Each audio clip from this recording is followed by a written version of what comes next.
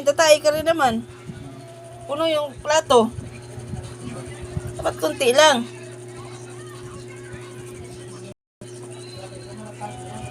Puno yung plato.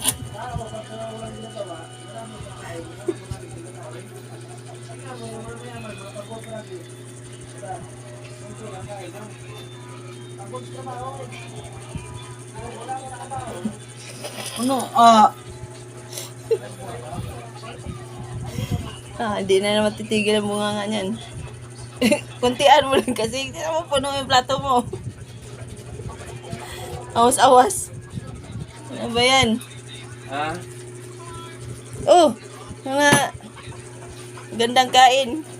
Pagkatapos tulog. Kaya may hagod yung nila. Oo, tama. Ganun talaga yan. Tingin subukan mo, magtrabaho, pagod ka galing sa ano. Wala kang ganong kainin, walang hindi ganong marami kain mo.